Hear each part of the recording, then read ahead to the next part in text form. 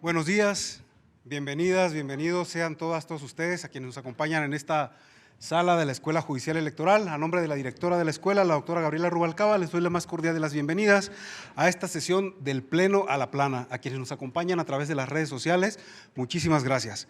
El día de hoy, en esta sesión del Pleno a la Plana, vamos a hablar sobre desinformación en procesos electorales.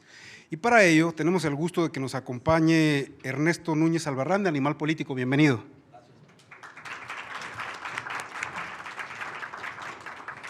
También nos acompaña la periodista Yanet López Ponce, de Milenio. Bienvenida.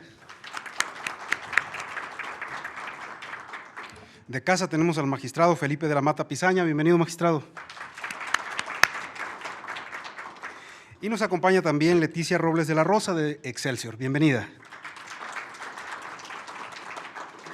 Bien, como muchos de ustedes saben, en la Escuela Judicial Electoral hemos llevado a cabo esta serie de conversatorios del Pleno a la Plana, con los que buscamos generar un espacio de diálogo en torno a los desafíos que presenta esta interacción entre instituciones electorales y el periodismo. Y en esta ocasión, bueno, vamos a hablar de un tema súper interesante, que es la desinformación en los procesos electorales. Y para dar inicio a esta charla, le pediría por favor a Ernesto Núñez Albarrán que nos plantee su punto de vista, su punto de partida respecto a este problema de la desinformación cuando hablamos de procesos electorales justamente. Gracias. Hola, hola. ¿Se escucha bien? Sí. Bueno, en primer lugar, pues buenos días a todas y todos. Muchas gracias por estar aquí, muchas gracias por la invitación, Bárbara, magistrado, y desde luego a Gabriela, a la doctora Gabriela, por la invitación a estar en este panel. Lo normal para nosotros es estar de ese lado escuchando a panelistas, pero bueno, ahora nos tocó estar de este lado, así que espero que lo hagamos ahí más o menos decorosamente, ¿no? A ver, yo diría, en primero, ¿de dónde venimos? Yo creo que hay que tener en cuenta que la mentira ha sido una parte pues, de la retórica y por lo tanto de la política desde siempre, es decir, no es un fenómeno nuevo, la mentira en política y la mentira en una competencia electoral, ¿no? No es nuevo que los políticos mientan, no es nuevo que se use la mentira para descalificar al rival o para sacar una ventaja en una competencia, tanto en el debate público como, insisto, en una campaña electoral. Quizá lo que estamos viendo nuevo es que con el auge de la tecnología, de la información y la comunicación, el Internet, la revolución de Internet que supuso la aparición y auge de las redes sociales, lo que estamos viendo es que la mentira encontró un campo donde se riega y se esparce de una manera que quizá el ser humano, incluso antes del siglo XX, no se hubiera imaginado, ¿no? Esta capacidad de difundir mentiras con este aparatito, por un lado de manera inmediata y por otro lado con un gran alcance. Hoy en día un ciudadano que sepa manejar bien sus redes puede llegar a tener más alcance que incluso un medio de comunicación. El otro día yo estaba viendo que hay influencers que pueden llegar a alcanzar con un video 500,000 vistas. Esa es la audiencia de Foro TV de 3 o 4 días, por ejemplo, ¿no? Entonces imagínense lo que es eso. Creo que para centrar el debate yo propondría analizar. Hay un punto de partida o un año que fue un punto de quiebre en este fenómeno, que fue 2016, Brexit en el Reino Unido de la Gran Bretaña, el plebiscito en Colombia, el plebiscito de la paz, de la firma de la paz o no, y finalmente la campaña de Trump, que creo que es el caso que más podemos utilizar para analizar la desinformación y su impacto en la integridad electoral, ¿no? En ese año, en 2016, no en balde, a finales del año, el diccionario de Oxford dijo que la palabra del año era posverdad. ¿Y qué es la posverdad? Es aquella situación en donde un ser humano confía más en lo que sus emociones le dicen que la evidencia científica. Es decir, no me importan tanto los hechos verificables, sino aquellas cosas que coinciden con mi sentimiento, con mi emoción, sea negativa o positiva, sea de simpatía o de repudio a algo. Aquello que me emociona le doy más carta de naturalización o más credibilidad que incluso aquello sobre lo cual tengo evidencia. Esa es la posverdad, según el diccionario de Oxford.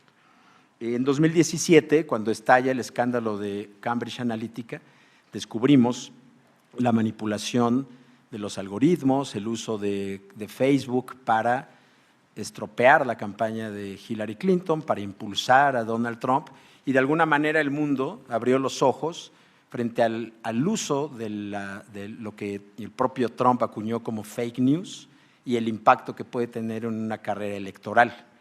En la campaña de Estados Unidos de 2016, en ese sentido, sigue siendo muy analizable, sigue siendo un hecho paradigmático, porque nos permite, quizás es la primera vez en donde vimos de manera muy visual, muy evidente, el impacto de la desinformación en un contexto electoral. Esto llevó a que, por ejemplo, México tomara medidas, porque México iba a ir a elecciones en 2018. Creo que en México se ha analizado ya bastante, se pudo hacer bastantes cosas, sobre todo desde el periodismo, para impedir que la desinformación fuera determinante en el resultado de las elecciones. No así en Brasil, que tuvo elecciones presidenciales también en 2018, y creo que hay evidencia, los colegas periodistas brasileños lo documentaron bastante bien, cómo Bolsonaro sí utilizó la red de WhatsApp. En el caso de Trump, 2016 fue Facebook, en el caso de Bolsonaro, 2018 fue WhatsApp, como ese mecanismo donde se difundió muchísima desinformación para apuntalar, en este caso, el triunfo de Bolsonaro, tal como ocurrió en 2018 en las presidenciales de Brasil. Trump ya en el poder acuña este término de fake news, se la pasa descalificando a la prensa, habla todo el tiempo de noticias falsas cuando hay algo que no le conviene y genera un contexto bien interesante en el cual llegamos al momento marzo 2020 de la pandemia. En la pandemia la desinformación juega un rol muy importante.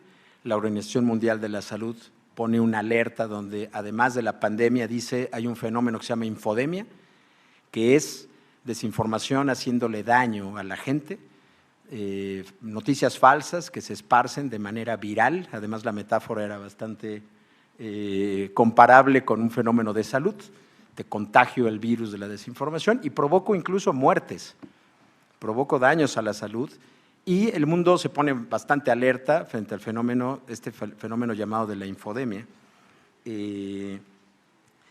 Y en 2021 hubo un documento de la UNESCO que a mí me parece muy importante y que vale la pena tenerlo en mente para analizar la desinformación en contexto electoral. La UNESCO hace una clasificación donde distingue entre tres términos. Por un lado habla de misinformation, es decir, información errónea.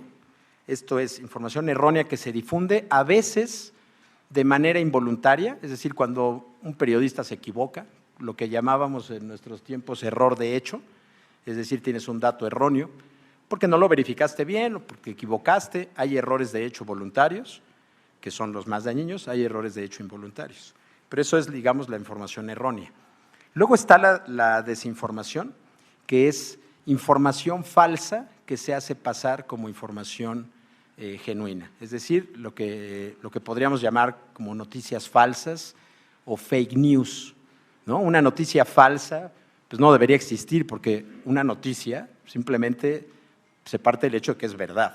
Sin embargo, así se le conoce, ¿no? Fake news. Y luego está la malinformation o información maliciosa, que es información verídica, pero que sacada de contexto o manipulada genera un fenómeno de desinformación. Yo veía la semana pasada, por ejemplo, un video de Samuel García poniéndole una friega a López Obrador, pero diciendo que era el peor presidente que habíamos tenido y no sé qué, y se estaba difundiendo en WhatsApp y decía, esto opina el gobernador de Nuevo León sobre López Obrador.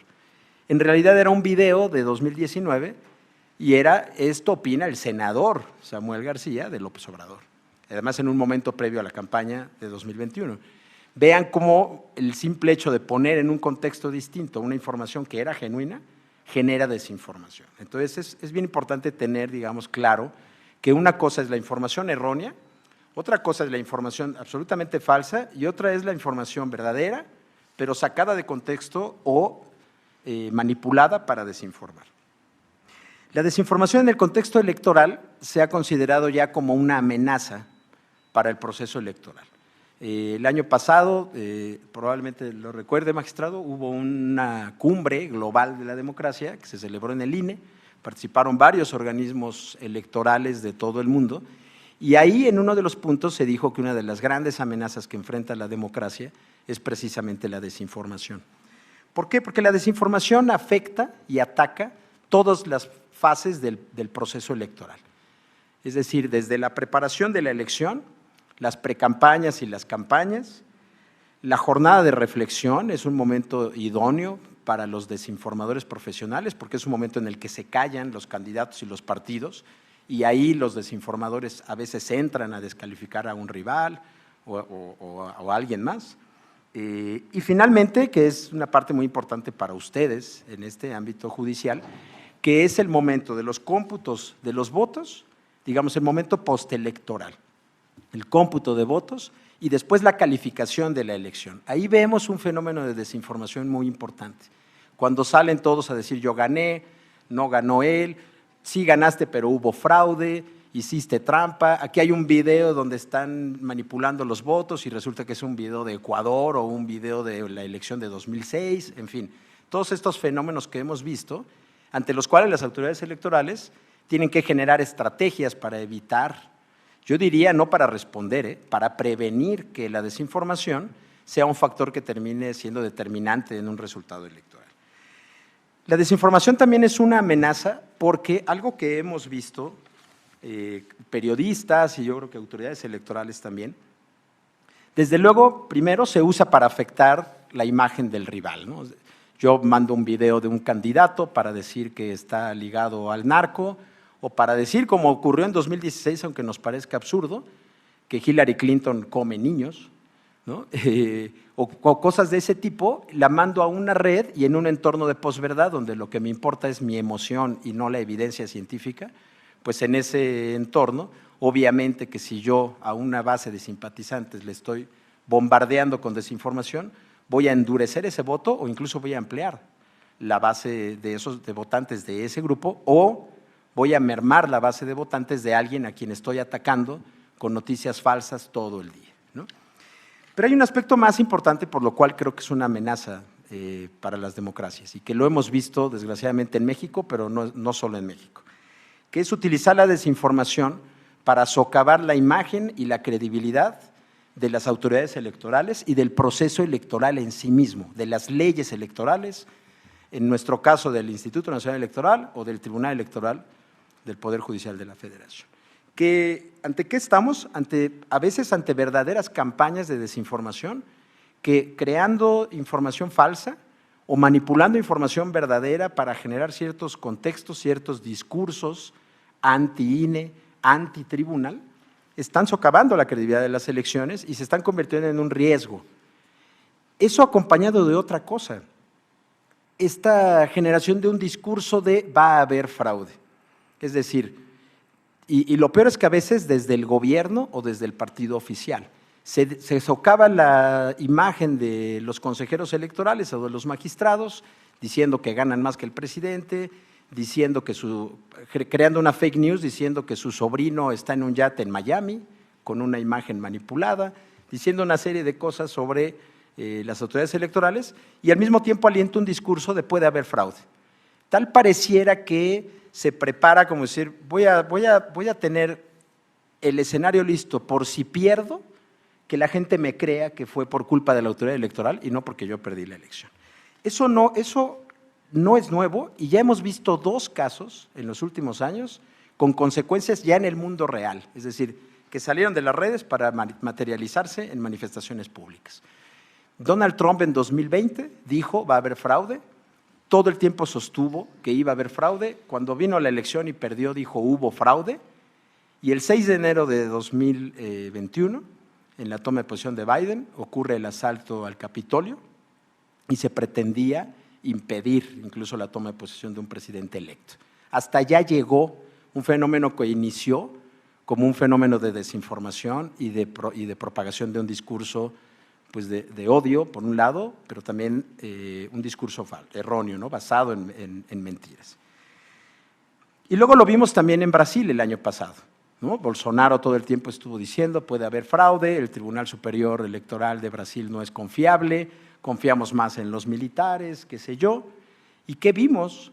que pocas horas antes de la toma de protesta de Lula hubo manifestaciones de simpatizantes de Bolsonaro asediando el Congreso, el Ejecutivo, el Poder Judicial, que estos bots que operan en las redes se materializaron, se hicieron presentes en una manifestación pública y por lo menos durante unas horas se habló de que la democracia brasileña, una de las más grandes del mundo, estaba en riesgo. Entonces, vemos cómo Estados Unidos, Brasil, México, que son tres de las democracias más grandes, desde luego las tres más grandes de América, pero tres de las más grandes del mundo por el número de habitantes, enfrentan este tipo de fenómenos y se ven, digamos, acosadas por la desinformación. Cierro con una reflexión y ahorita a ver si podemos ya dialogar después de escuchar a mis compañeras y al magistrado. Hoy vemos varios fenómenos muy preocupantes. Por un lado, la desinformación proviene no solamente de la oposición o de partidos o de empresarios, sino que hoy en día en México me parece que la desinformación proviene principalmente desde el gobierno. Desinformación que se materializa en las tres formas. Información errónea, que se difunde sin ninguna, digamos, con total impunidad, ¿no? Se dan todo el tiempo datos falsos que no tienen manera de verificarse en la realidad. Información falsa totalmente, cuando se dice Aristegui siempre estuvo con el bloque conservador y estaba disfrazada, es información absolutamente falsa, pero que se difunde con total impunidad. Y luego información real, pero manipulada, ¿no? Usar ciertas cifras de cierta manera. Y algo que es impresionante es que esta desinformación no se queda en una declaración del presidente, se difunde a través de los medios públicos. Los medios públicos hacen difusión de desinformación, lo cual me parece brutal. No sé si vieron el viernes un tuit del Canal 11 con los magistrados de la Suprema Corte de Justicia de la Nación y diciendo estos son 40 privilegios que tienen y tienes a un canal público haciendo casi un meme, como si se tratara de un influencer privado usando su cuenta de Twitter. Estás hablando de un canal público y además difundiendo esta desinformación. Y dos cosas más que creo que hay que atender. El gobierno haciendo su fact-checking, es decir, el gobierno manejando un canal que se llama Infodemia, donde el gobierno se abroga la capacidad o el honor de decir quién dice la verdad y quién no. Es decir, desde el gobierno se hace, según ellos, verificación. Normalmente las verificaciones de Infodemia son, esto es falso, porque el presidente en la mañanera declaró B. Televisa dijo tal cosa, pero el presidente en la mañanera del 13 de octubre ya había dicho no sé qué, como si todo lo que dijera el presidente por ser dicho por el presidente ya fuera absolutamente verdad. Ese fenómeno de Infodemia creo que vale la pena tomarlo en cuenta, porque creo que va a tener una repercusión en las próximas elecciones. Y finalmente, aunque creo que Janet nos podrá hablar más de eso, la inteligencia artificial utilizada para desinformar. Este es un fenómeno nuevo. Hoy estamos viendo que a través de la inteligencia artificial se pueden crear fotos falsas, declaraciones falsas, videos falsos y, desde luego, noticias falsas. Y va a costar mucho trabajo distinguir. Imagínense un video manipulado donde tú ves a un personaje que es exactamente ese personaje, con su voz, con sus facciones, incluso con su manera de hablar, imitada por una inteligencia artificial, diciendo algo para autodesprestigiarse, para autoanularse en un contexto, en una competencia electoral. Me parece que ahí vamos a un verdadero reto para las autoridades electorales, desde luego para la prensa y para el periodismo. Y finalmente hay una última cosa que me parece que es una gran amenaza en el tema de la desinformación en el contexto electoral. La prensa ha sido un gran aliado de las autoridades electorales, creo yo, y del proceso de transición en México, precisamente para que la verdad prevalezca sobre la mentira. Y hoy hay una intención declarada de socavar la credibilidad de la prensa mexicana. Cada que un periodista hace una investigación o un medio, desde el poder se dice a la Trump, fake news, lo hacen porque están en mi contra, lo hacen porque son conservadores, lo hacen porque son corruptos. El sábado el presidente llegó a Monterrey, cuando baja se acerca un reportero de esos de guardia del aeropuerto, ni siquiera un directivo del periódico El Norte, se acerca a hacerle una pregunta y le dice, ¿usted de qué medio es? Del norte de Monterrey, señor. Ustedes son mentirosos, ustedes solamente están aquí para engañar a la gente. y todavía se voltea y le dice, y además son corruptos. Y el reportero se queda así como, ok, pues gracias, ¿no?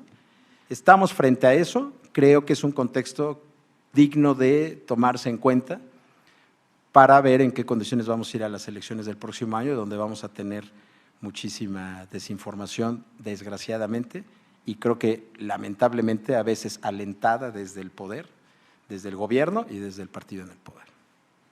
Así que pues muchas gracias. Muchas gracias, Ernesto.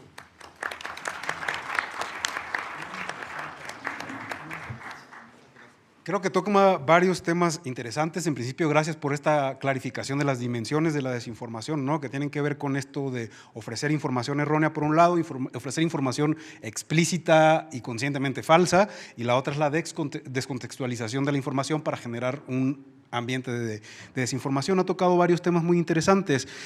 Quizá me voy a quedar con la última parte como para lanzarla para la reflexión, ya que viene Janet. Tradicionalmente, desde de los estudios del periodismo, se ha visto al periodismo justamente como el perro guardián de la información verdadera de las instituciones públicas. Y acá estamos viendo que, como nos planteaba Ernesto, tenemos por lo menos en este momento en nuestro país un fenómeno contrario, donde desde las instituciones públicas se deslegitima a la información de los periodistas. En ese sentido, Janet, tú como periodista, bueno, si nos puedes compartir tu punto de vista, lo agradecemos mucho. Muchas gracias. Ahí se escucha, ¿verdad? Buenos días a todas, a todos. Gracias por la invitación, magistrado, Gaby, Bárbara, por supuesto. Pues yo justo les voy a platicar un poquito de a qué nos enfrentamos los y las reporteras desde este lado en esta lluvia, en este bombardeo de desinformación que, como bien decía Ernesto, y creo que usa la palabra clave, quién sabe si nos dé la capacidad humana para responder a todo eso, ¿no? Para estar todo el tiempo mentira tras mentira, desinformación, cosas descontextualizadas, es decir, no es cierto, es así. Es muy desgastante, sobre todo ahora desde redes sociales, porque pareciera que es como una fuga, ¿no? Logra cerrar una llave y que por fin se entienda que cierta cosa no es así, pero ya hay otras 10 enfrente y otras 2 al lado y vienen otras más. Y además de esto, justo lo complejo que se vuelve ahora, el que la mayor campaña de desinformación viene desde el poder, justo como lo decía Ernesto. Tenemos los periodistas, la ciudadanía en general, la capacidad para responder al poder, para contrarrestar lo que dice el poder, y un poder tan polarizado como lo tenemos ahora, pues suena bastante complejo. Yo creo que en específico los periodistas nos enfrentamos a un abanico de desinformación que viene de muchos lados. La naturaleza, digámoslo así, de las campañas electorales, de quienes buscan desprestigiar al de lado para quitarle votos, para quedarse con el cargo, para ganar en las urnas. Tenemos también la desinformación que viene desde pues, áreas de poder vinculadas con quienes están en campaña, pero también estamos viendo nuevos fenómenos como, por ejemplo, los youtubers, periodistas, personas que se hacen pasar por periodistas y que llegan a cierto sector de la sociedad que les compra esa versión. A mí me han llegado a decir mis tías, lo dijo fulanito, y yo, ¿quién es fulanito? Pues un señor que tiene una página de 15 seguidores y que hay quienes se los creen, ¿no? O sea, eso creo que aparte es algo que también está pesando. Y luego también tenemos, hay que decirlo, yo siempre digo que si bien los periodistas nos toca criticar, también hay que hacer autocrítica. También hay periodistas, reporteros, que caen en ese tipo de desinformación, que venden a la gente información que no está verificada y luego terminamos con el, ay, disculpen, me fallaron mis fuentes. Y eso es pues muy grave porque no sabemos si las mismas personas, la misma cantidad de personas que ya compraron esa desinformación van a tener acceso pues al desmentido, ¿no? Al me equivoqué. Y en ese sentido yo hablaba con Ernesto, por ejemplo, de cuál fue recientemente la elección más compleja que nos dio además, digamos, tintes adicionales, que son las elecciones del 2020 y del 2021 que se dieron en medio de la pandemia.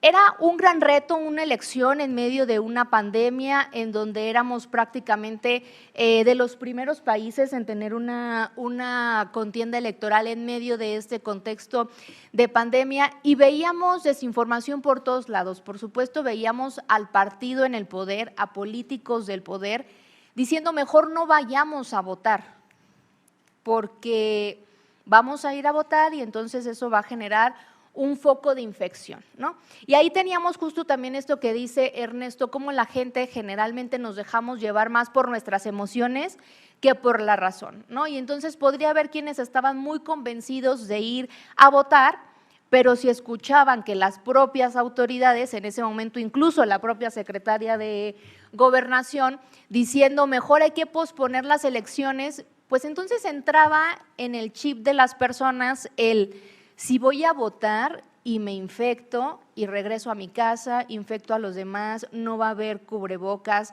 va a ser un foco de infección en las urnas, mejor no vamos a votar, ¿no? Y entonces había que contrarrestar diciéndole a la gente, pues no, el riesgo siempre va a estar ahí, pero hay que hacerlo de esta forma y demás. Y otro que me parece muy importante o que me parece el más grave de todos, como ya lo decía, son las redes sociales. Hay desinformación por todos lados y es, pues sí, humanamente imposible desmentir cada una de las cosas, porque luego pasa que surge una desinformación o una mentira o una fake news que otro youtuber o que otro seguidor o que otro militante o que un tuitero en general lo retoma y le adiciona otro tipo de mentiras. Y entonces la mentira cada vez se va haciendo más grande y llega un momento en que dices, ¿por dónde empiezo a desmentir esto? ¿No? O ya, ¿cómo le hago si ya no es una, sino es un mismo hecho ya con 5 variantes de mentiras, ¿no? Y eso se vuelve mucho más complejo. Tenemos infodemia, que yo agregaría lo que dijo Ernesto, también tenemos el colmo de que ahora infodemia cae en la infodemia, muchas veces. Y hemos visto muchos videos que se presentan en la mañanera desmintiendo con mentiras, generando otra retórica de mentiras que entonces es como, si infodemia es en lo que la ciudadanía se debe de basar para saber qué es mentira y eso va aderezado con mentiras, pues es que pareciera que la gente en general, la ciudadanía no tiene de dónde agarrarse, ¿no? Porque hay mentiras por todos lados. Y luego tenemos lo que decía del perro guardián de los medios, pues que uno como medio, si eres de un medio oficialista, como les llaman ahora, entonces en automático lo que tú digas no es cierto. Pero aquí está la ley, no es cierto. Pero aquí está, no es cierto. ¿Por qué? Porque simplemente eres de un medio oficialista y se nos ha dicho que esos medios no hay que creerles porque quién sabe qué hicieron hace 30 años cuando a lo mejor nosotros ni habíamos nacido, ¿no? Pero nos toca asumir todo eso. Y luego tenemos el tema de precisamente en esas elecciones de 2020 y 2021, en toda esta cadena de desinformación, otra cosa que se dio en ese momento, por ejemplo, fue el sembrarle a la gente el miedo, la duda en este clásico discurso del fraude de las urnas electrónicas. No hay que ir a votar porque se van a poner urnas electrónicas y con las urnas electrónicas Lorenzo Córdoba las va a manipular y va a decidir que gane alguien del bloque opositor.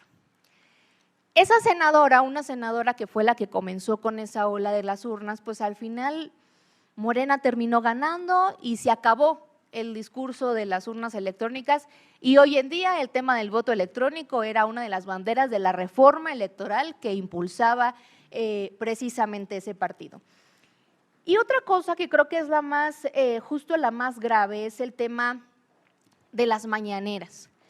La desinformación que sale desde las mañaneras, que tenemos personajes que están ahí, que no son periodistas, que son enviados para sembrar cierta duda, cierta desinformación y decir, yo hablé con fulanito y me dijo que se prepara un fraude desde el tribunal, desde el INE, y entonces el presidente sigue ese juego, lo siguen quienes están ahí, lo reproducen los medios y creo que ahí también tenemos un problema los medios en general, que si el presidente dice es que los magistrados son unos corruptos, informativamente reproducimos esa nota nosotros mismos y decimos, es que los magistrados son corruptos, AMLO.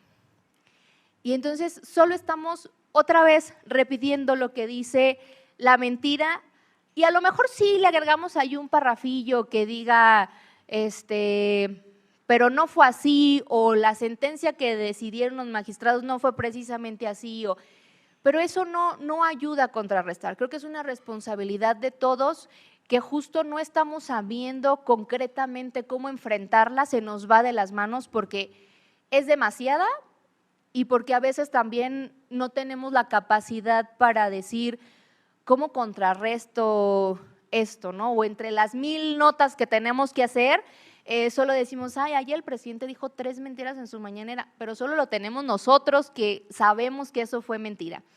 Y lo que yo quisiera dejar sobre la mesa, porque ya me pasé mis 10 minutos, que me gustaría ver si podemos hablarlo en la próxima ronda, que justo es lo que decía Ernesto. Parece que tenemos muchos retos y vienen más, no se acaban, se multiplican en el tema de la desinformación. Y ahora viene la inteligencia artificial, que es un tema que les digo honestamente, yo hasta hace unos días no lo dimensionaba del todo. La semana pasada tuve la oportunidad de ir a un foro de 700 rectores del mundo en Valencia, liderado por la UNAM, y el rector de la UNAM decía justo tenemos que ver la inteligencia artificial en todos los ámbitos y se vienen las elecciones, justo lo que decía Ernesto. Si hoy en día tenemos una desinformación, un fake news, una nota falsa, lo que sea, e intentamos decir no es cierto porque, no sé, voy a poner un ejemplo. En las elecciones anteriores, una fotografía del presidente del Tribunal Electoral reunido con la candidata al gobierno de Hidalgo por el PRI. Y todos decían, fue ayer, se estaban poniendo de acuerdo para pactar el fraude en Hidalgo o para darle ¿no? Y entonces fue muy fácil demostrar que la foto no había sido en ese momento. ¿Qué pasa con la inteligencia artificial en el 2024, donde vamos a tener la elección más compleja y va a ser muy fácil colocar al magistrado de la Mata sentado en una mesa, hablando con alguien que ustedes lo van a ver y es el magistrado de la Mata? Pero ¿cómo vamos a demostrar que no fue en ese momento, que no es el magistrado de la Mata, sino una réplica del magistrado de la Mata? Es una situación sumamente compleja que francamente es que no sé cómo la vamos a enfrentar, no sé cómo nos va a dar para que la ciudadanía sepa que sí es verdad, que no, y cómo llegue a las urnas con un voto informado, con toda esta lluvia de desinformación, de intereses de por medio y que, insisto, también de errores que vienen desde nosotros como medios, que muchas veces terminamos replicando estas cosas en lugar de manejarlas de una forma que haga la ciudadanía que lo entienda mejor. Yo ahí lo dejaría y muchas gracias.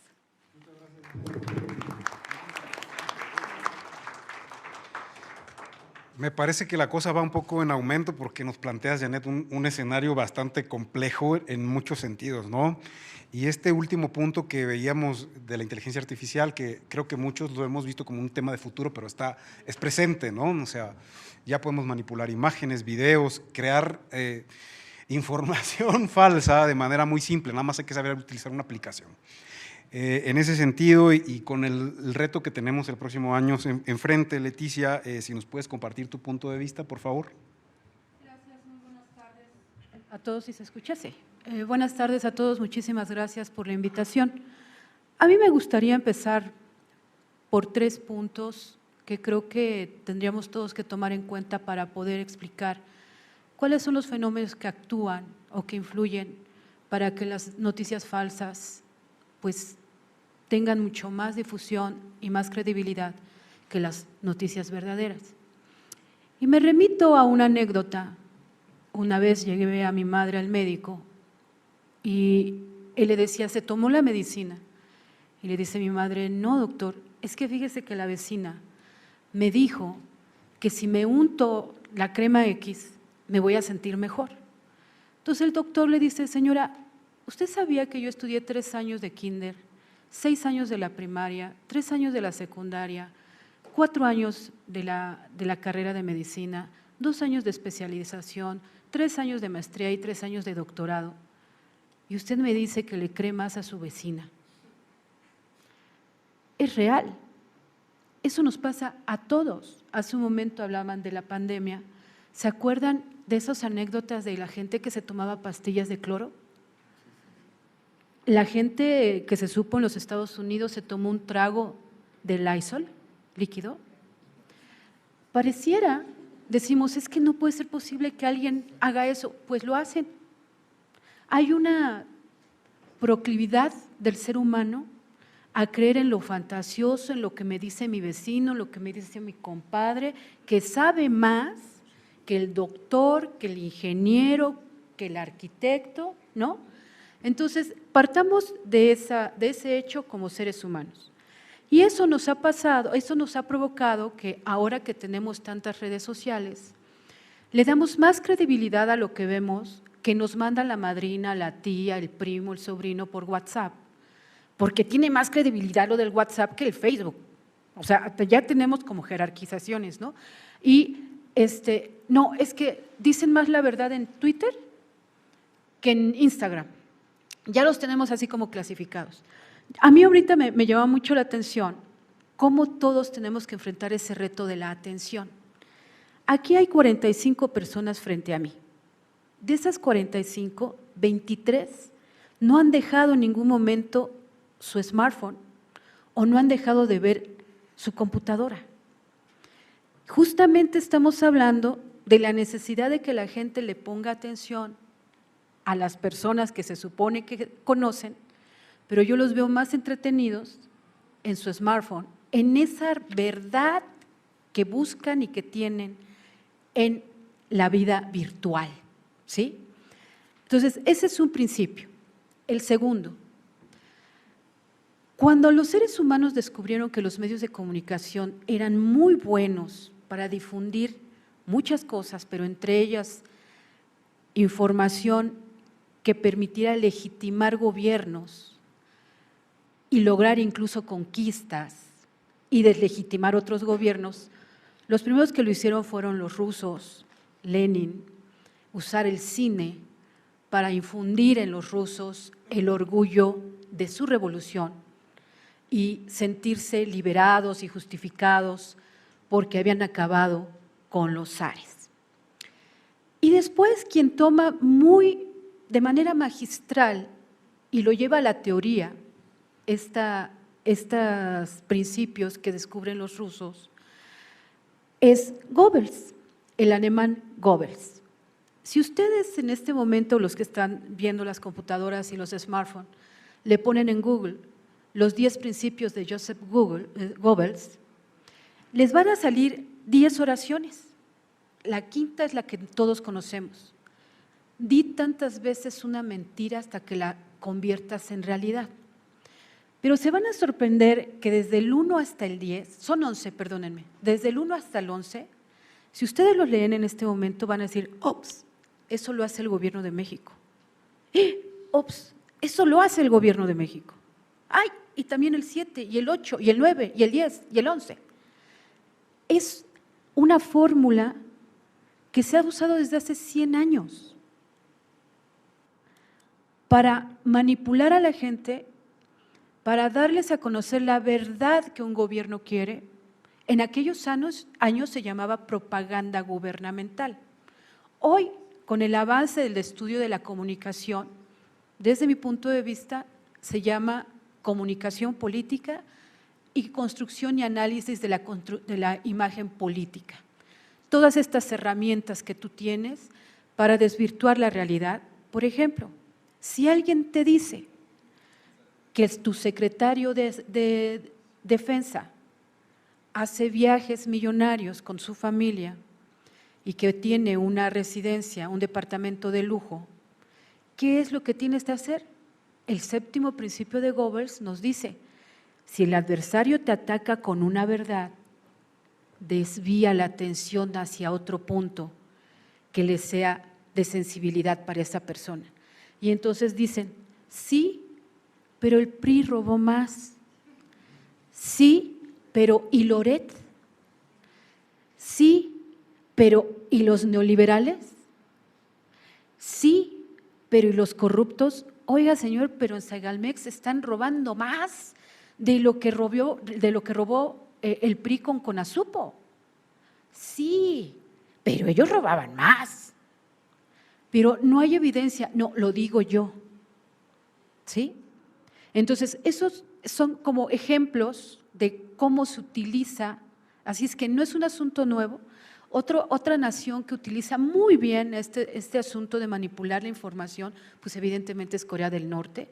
Ustedes sabían que ellos, empiezas a leer y a escribir y te dan un folleto donde te muestran la historia de los dirigentes de Corea del Norte, donde te dicen que nació en una montaña llena de luz, Dios vino, lo puso en el suelo y bendijo así la tierra de Norcorea, y tú tienes que idealizar y que venerar a esa dinastía que es la que te gobierna. Y la gente se lo cree, porque para eso está cerrada su frontera informativa, para que solamente consuman lo que el gobierno quiere que consuman, ¿sí? Y me parece que en México, ahí viene el otro origen que creo que debemos de entender para saber qué es lo que nos diferencia a nosotros de consumir, ¿verdad? Noticias falsas. Es nuestra propia idiosincrasia política. Hay un libro que yo siempre recomiendo leer porque nos muestra el ADN de la cultura política mexicana que se llama La sombra del caudillo, de Martín Luis Guzmán. Lo tienen que leer, o sea, toda la gente que se dedica a la política, a estudiar la política, tiene que leer a Martín Luis Guzmán, porque ahí nos muestra la forma en que este PRI, que conocimos hasta el siglo pasado, enseña tretas políticas para ganar. Y nos muestra cómo los grupos de poder se pelean y de pronto los cuatro estamos juntos, pero luego le hacen una propuesta a Janet y dicen, no, pues yo mejor me voy para este lado, y nos deja a los tres juntos, pero luego seduce a Ernesto, se lleva a Ernesto, y luego pues resulta que nos quedamos el magistrado y yo juntos, pero a él le hacen otra propuesta y me dejan a mí sola. Entonces, en aquellos años que describe Martín Luis Guzmán, estas formas de hacer política, pues tenían maneras de difundir con carteles, con marchas, con mítines, distribuyendo comida o matándose, ¿sí? O sea, no estás de acuerdo, te estás poniendo muy rejego, ¿ok? Hoy, evidentemente, no matas a la gente en un paredón, pero sí la matas en redes sociales, sí las matas con información falsa. Entonces, creo que estos tres factores nos pueden ayudar a entender por qué en la era de mayor acceso a la información, la verdad no tiene tanto impacto como la verdad falsa. Hace un momento hablaban, por ejemplo, de todo lo que se está diciendo en torno a los ministros de la Corte, que ya en su momento lo dijeron de los magistrados del tribunal, ya lo dijeron del INAI, ya lo dijeron del INE. La fórmula está ahí reciclándose y nos está pasando a todo mundo como el transatlántico y no lo vemos. No sé si alguna vez han estado ustedes en Mazatlán o en Veracruz, ven estos barcos enormes de carga, cuando uno camina en la noche, no los ves. Son una pared tan oscura que se combina con lo oscuro del mar que no se ven, hasta que de pronto se enciende un foquito y dice, ay, pues aquí hay un… Y es una cosa impresionante, se parece a la Torre Mayor, ¿no?, de Altos. Y dices, bueno, ahí lo tengo y no lo veía. Bueno, pues eso es lo que ocurre. Estamos viendo todos el reciclaje de una información. Vamos con que ellos resuelven porque están en contra de nosotros. 2, ellos resuelven porque no quieren perder sus privilegios, son corruptos, ganan más que el presidente. 3, ellos le han hecho daño a la nación legitimando las decisiones de los neoliberales. Y 4, todos estamos de acuerdo en que están mal y tenemos que desaparecerlos. Pero esa es la lógica de ellos. Ahora, ¿qué le pasó a los rusos? ¿Qué le pasó a los alemanes? ¿Qué le pasó al PRI? ¿Por qué de pronto se acabaron si tenían tanto cimiento, tanto en medios, para poder continuar? Pues hay una cosa que se llama realidad. Y ante la realidad, nadie puede. A mí me pueden decir que este gobierno es el más honesto. Pero si yo veo que el secretario de la Defensa Nacional vive como rey, pues ya no me checa. Que una cosa es que yo quiera hacerme ciega, no significa que sea ciega, más bien es una elección mía de no querer ver. Pero la realidad poco a poco se va estrellando en mí. Me pueden decir que este gobierno es el que mejor calidad de vida pueda darnos. Lo que yo sé es que cada vez que voy al mercado, la pechuga de pollo, que me costaba en 70 pesos, ahora está en 170. Y ha pasado año y medio. Y recuerdo que hace 10 años, entre que costaba 40 y costó 70, pasaron 7 años. Así es que no hay mejor verdad y realidad que nuestros bolsillos. El problema en materia electoral es que la democracia es intangible. La democracia, la justicia electoral no pega en los bolsillos de manera directa. Entonces la gente no le da la importancia que tiene. Yo pertenezco a una generación de mexicanos que nació el siglo pasado, hace muchos años, y no había todos estos medios de comunicación, y solamente había un partido muy poderoso, que créanme, Morena no le llega ni a los talones de poder que tenía el PRI. El PRI era todo, era nuestra pluma con la que escribíamos, era la escuela a la que íbamos. Yo entré a la UNAM gracias a la revolución, porque de otra forma yo no hubiera entrado a la UNAM, y entonces yo llegué a un salón donde éramos 160 alumnos, porque Echeverría había dicho que entren todos, y entramos todos, y mis maestros tenían 22, 23, 24, 25 años, porque tenían que estar atendiendo a todos estos alumnos. Entonces, yo soy producto de la revolución y fui a una escuela que se llamaba Estado de Michoacán, y entonces pregúntenme lo que quieran de Lázaro Cárdenas y de la gran hazaña de la nacionalización del petróleo, y los árboles que sembraban eran porque nos los mandaba Echeverría, y los frijoles que comíamos era porque nos los daban subsidiados con López Portillo, con Miguel de la Madrid, y el PRI era absolutamente todo para nosotros, ¿sí? Sin embargo, jóvenes, también pertenezco a esa generación que en 1988 votamos en contra del PRI y casi hicimos que perdiera, pero dividimos nuestro voto entre Cárdenas y Maquío. Pertenezco a la generación que en el 97 le quitamos la mayoría absoluta al PRI en la Cámara de Diputados, y créanme que todavía hoy, en este momento, se me eriza la piel.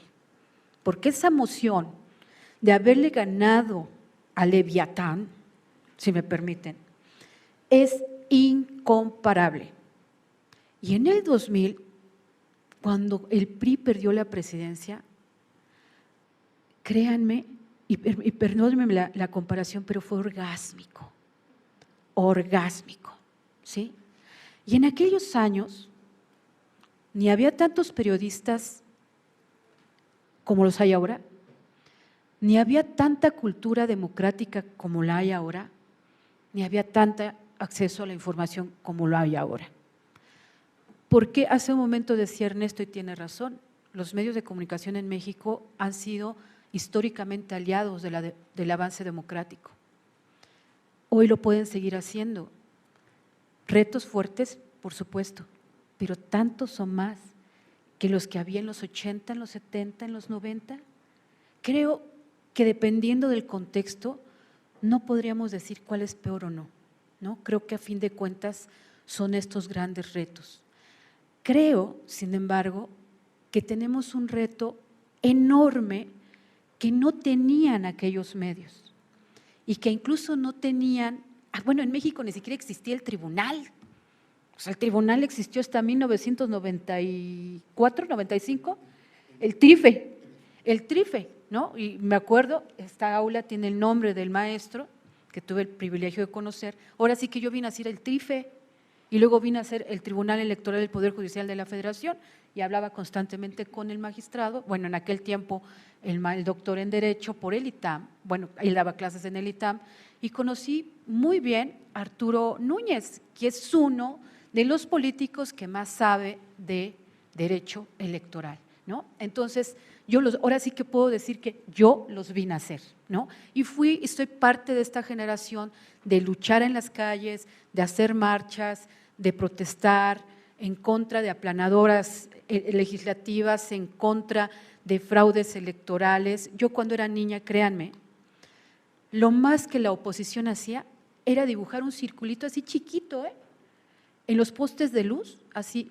azul, y que decía PAN, con pincelito, con una brocha, y decía, vota así, con una cruz. Les estoy hablando de la elección de la intermedia de Echeverría.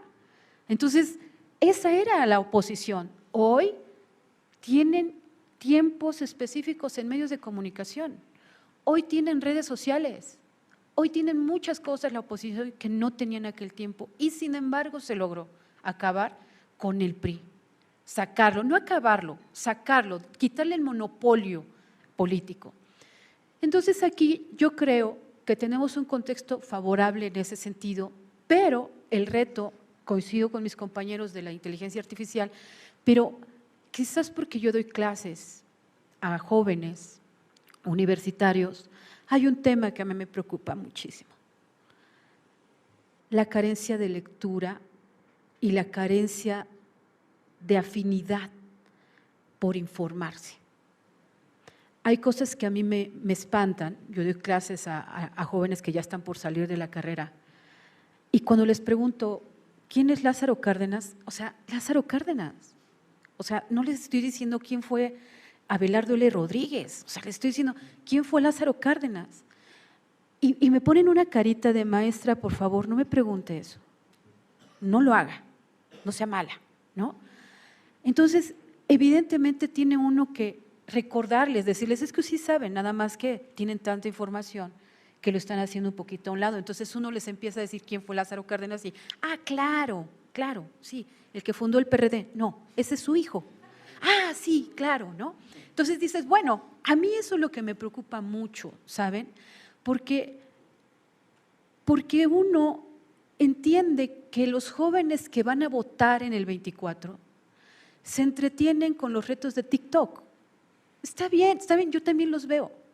Ahora traen una cosa de que hay que bailar, de que si te doy de cenar o te doy comida y bailan hacia atrás, ¿no?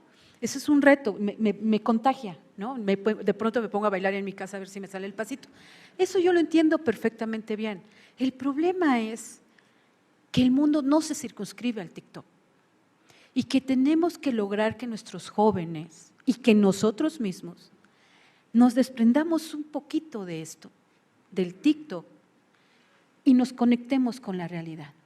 Y entonces pisemos suelo firme y podamos decir, pues estoy enterándome de cosas, de una vida que pasó a mi alrededor y que yo no me di cuenta hasta que me empezó a doler aquí atrás y los dedos de tanto estar viendo en el smartphone. Gracias.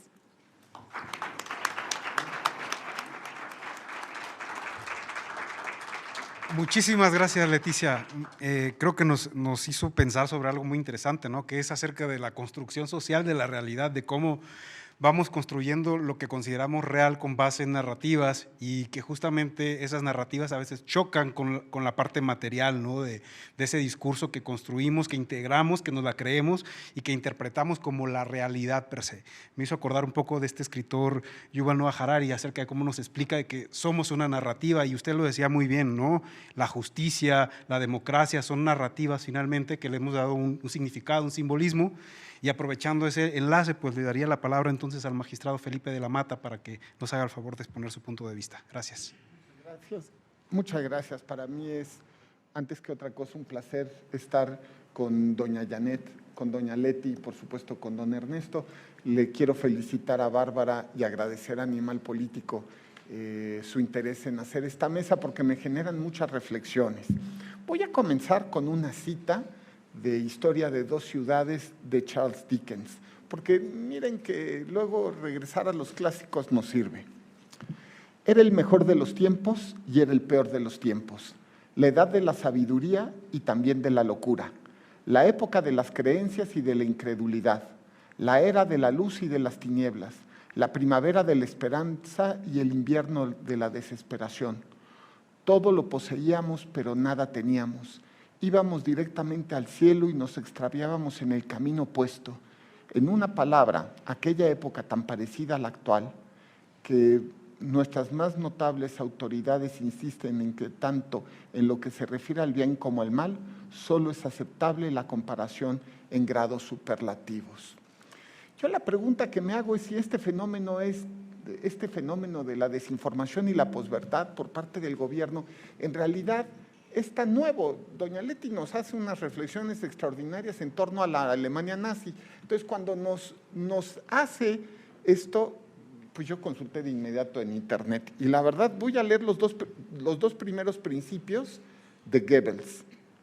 Principio de simplificación y del enemigo único. Adoptar una única idea, un único símbolo. Individualizar al adversario en un único enemigo. Principio 2. Principio del método de contagio. Reunir diversos adversarios en una sola categoría o individuo. Los adversarios han de constituirse en una suma individualizada. Y podemos seguir. Y bien, la verdad yo ahorita eché una lectura y la verdad me pareció súper interesante. Vemos cómo el tema de desinformación a cargo de autoridades gubernamentales no es nuevo. Incluso en la Alemania nazi se hizo unos principios que me parecen de libro de texto, ¿no? Es decir, si tú lo que quieres es hacer el mal, desinformar, pero eso sí, obtener lo que deseas, síguelos. Por otro lado, pues está el terrible ejemplo también del estalinismo, ¿no? De la época en la cual en los regímenes comunistas pues veíamos esta fórmula de repetición constantes de historias donde ellos eran triunfadores, rompían con todos los esquemas de la maldita libertad capitalista, donde no existían estas cuestiones de luchas de clases, donde eran la igualdad. A ver, pero esto tampoco es muy diferente a lo que hizo, por ejemplo, Nerón con los cristianos en la antigua Roma, cuando los acusó de haber incendiado la ciudad. Y podríamos seguir los casos de Corea del Norte, de China, incluso de Rusia, de los Estados Unidos durante la guerra de Vietnam, si esto no nada más sucede en los regímenes totalitarios, ¿no? A ver, yo empezaría a hacerme algunas dudas que yo veo. Yo creo que no nada más es tema del presidente de la República, se trata de todos los funcionarios. Y no nada más del gobierno, curiosamente federal, también de otros gobiernos e incluso de la oposición. Voy a poner algunas cuestiones que he visto, ¿no? Un tema donde ya es patológica el tema de descalificaciones ad hominem. Alguien dice lo que sea e inmediatamente no se analiza si el discurso es verdadero o falso, si está en lo correcto o en lo correcto. Inmediatamente es neoliberal, es un corrupto. Descalificaciones ad hominem. Si una institución, la que sea, determina algo que no le gusta a alguien en particular, inmediatamente, pues no sé si se puede decir descalificaciones o falacias ad institutionem, pero pues es lo más parecido. Lo que pasa es que es una institución neoliberal, todos lo sabemos, o corrupta, o los sueldos de los miembros de esta institución son contrarios al espíritu de que se gane tanto o poco o mucho. Y vemos también fenómenos interesantes que algún día se escribirán en los libros de texto, de casos, por ejemplo, de tweets inventados, ¿no? Un día alguien se levanta y dice, ¿cómo le hacemos para hacer un argumento ad hominem contra esta persona? Inventa un tweet y ya está. Y todo el mundo repite y repite y repite que eso es un tuit, por ejemplo, y ya está, el tuit existe. La simplificación de grandes políticas de manera sencilla, reduccionista, por ejemplo, decir, el plan B era fundamentalmente para bajarle los sueldos a los consejeros electorales. Pues era bastante más que eso, o es bastante más que eso. Pero también en torno a los casos y resoluciones judiciales lo estamos viviendo. A ver, voy a poner el caso, un tema nada más. En el caso de los AMLitos, es decir, estas figuras, estos monitos de peluche, que también pueden ser caricaturas, ¿no? En fin. A ver, el Tribunal Electoral prohíbe la utilización de la imagen del presidente en actos de campaña por parte del partido Morena. Eso, si alguien me dijera cuál es la idea fundamental de esa sentencia, fue esa. Pero inmediatamente sale una campaña desinformando. Se ha prohibido la utilización del monito, el monito está prohibido, el que traiga un monito lo van a meter a la cárcel. Y empezaba yo a escuchar cosas así, que era claramente una campaña de desinformación, porque no era así. Es decir, se le prohibía a un partido político la utilización en actos de campaña del monito, y no nada más del monito peluche, sino también del monito caricatura. ¿Por qué? Porque nos parecía que era evidente que si la Constitución establece la restricción para que los funcionarios públicos intervengan en las campañas electorales, pues esto puede hacerse, esta intervención de los funcionarios puede ser en físico y pues también en monito, ¿no? Si no íbamos a tener botargas quizá del presidente de la República, cerrando todos los mítines o acompañando a todos los candidatos o levantándole la mano a quien fuera, y esto podía ser quizá violatorio de principios constitucionales. Bueno, esa campaña duró poco y aquí es donde se evidencia cómo la desinformación también es un fenómeno no nada más del gobierno, porque inmediatamente yo me saco una foto con los monitos, pues justo para evidenciar que no estaban prohibidos la utilización fuera de campañas políticas y específicamente de partidos políticos. Bueno, y entonces algunos políticos de oposición empezaron a gritar, terrible, está vendido ahora con el gobierno. Yo decía, perdón, voté por prohibir el monito, ¿no? Era como así un fenómeno en el cual decía uno, es que nadie se molesta en analizar el caso, en señalar lo que pasa. O sea, ahora el que está vendido y se saca la foto con el monito es el que prohibió el monito. Y sacarse la foto con el monito significa que está vendido con el gobierno, aunque prohibió el monito. Es que yo decía, nos damos cuenta que los políticos tienen una naturaleza egoísta. Ellos van a ganar. Eso le digo todo el tiempo a mis alumnos también. No podemos esperar de ellos que traten de buscar la verdad, la paz. No, ellos quieren ser poderosos, ¿no? Les siempre hago una comparación en clases. El avaro al dinero es lo que el político al poder. Ahora, en relación con los proyectos de sentencia también se ha visto un fenómeno nuevo que tenemos que analizar y con el tiempo quizá sea un tema que se analiza. He llegado primero a la conclusión que es imposible evitar que no solo en el tribunal, sino en las autoridades electorales se filtren los proyectos de sentencia. Por eso es mejor, perdón que lo diga, pues hacerlos públicos. Yo ya estoy haciendo públicos todos mis proyectos, igual que el presidente del tribunal. Ahora, el fenómeno inmediato es que empieza a ver como si fuera un partido de fútbol, ¿no? Ahora que viene el Chivas América en semifinales, ¿no? Donde hay gente que inmediatamente dice, sí, que ganen las Chivas, ¿no?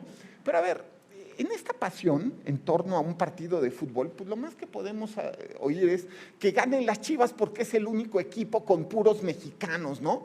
O mejor, el América porque es el que tiene más copas. Pero ya se dan cuenta que es un tema pasional.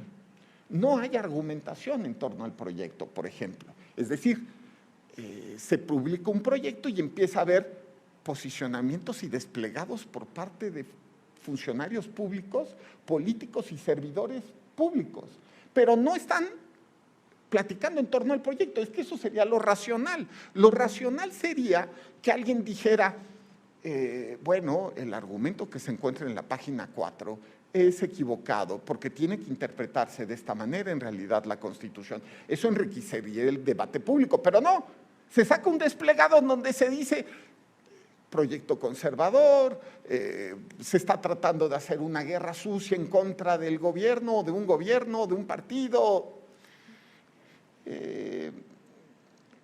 Pero repito, el que el gobierno fomente la posverdad no es nuevo. A mí no es nueva la mentira por parte de los políticos. Si acaso, es simplemente que ocasionalmente los seres humanos olvidamos que debemos estar a la naturaleza de las cosas. No podemos esperar que un político, en general, pues actúe de acuerdo a cierta ética. Ahora, esto significa que en la posverdad tenemos gritos, sombrerazos en torno a mentiras, ignorancias, charlatanería y desinformación. Y el origen de todo esto es justo un charlatán. Y no estoy diciendo que este charlatán o estos charlatanes sean de izquierda o de derecha, porque hay de todos lados y la historia nos demuestra que lo mismo teníamos campañas de desinformación en dictaduras como la de Pinochet, que era de derecha, o la de Franco, que en el estalinismo, que era de izquierda. Ahora, a mí me parece interesante. Yo creo que no podremos evitar de alguna manera estas campañas de desinformación incluso a cargo de los gobiernos. Si acaso debemos sorprendernos en que ahora las mentiras no sean secretas, sino que sean públicas y que pierdan, en todo caso, la verdad, la validez de la verdad, de la certeza. A ver, Hannah Arendt me parece interesante lo que decía, donde justo decía que este tipo de fenómenos es la puerta al totalitarismo. Pero ella decía algo que quiero enfatizar. Pareciera que hay ciertos repositorios de la verdad. ¿Qué es esto de los repositorios de la verdad? Dice, a ver, no podemos evitar que en la sociedad corra desinformación y que se haga propaganda gubernamental con mentiras, o que se sigan principios nazis en torno a propaganda gubernamental o fórmulas dictatoriales. No, dice, pero debe haber algunos núcleos básicos en los cuales exista la verdad, repositorios de la verdad. ¿Cuáles son los que ella identifica? Las universidades, particularmente el sistema educativo, y, por supuesto, el sistema judicial. Eso es lo que tenemos que privilegiar y tratar de defender. Estos dos elementos, mientras haya gritos, sombrerazos, mentiras, charlatanes y charlatanería, entender que será, al menos en estos dos centros, repositorios de la verdad, como los llamaba Arendt, donde tratará de buscarse la racionalidad para identificar lo que es verdad. Yo diría, hay que protegerlos, hay que defender estos repositorios de la verdad. Ahora, en general, cuando estamos ante los conflictos de este fenómeno de posverdad, pues hay muchas cosas que podríamos decir que pueden ayudar, pero que sin duda no van a terminar de, digamos, a disolver el tema en general. Podemos hablar justamente de tratar de formular verificaciones de hechos a través de vías periodísticas. Yo quiero decirlo con claridad, me parece que esto tendría que ser un tema de entes privados y de la propia profesión de periodistas. Es decir, como ha pasado en algunos países donde existen una especie de ombudsman periodístico, pero que puede ser una institución hecha por periodistas y que en dado caso ellos sean los que hagan un control, digamos, del fenómeno. ¿Es complejo? ¿Es difícil? Pero lo que no creo que sea buena solución es que las instituciones públicas entren a identificar lo que es verdadero y lo que es falso.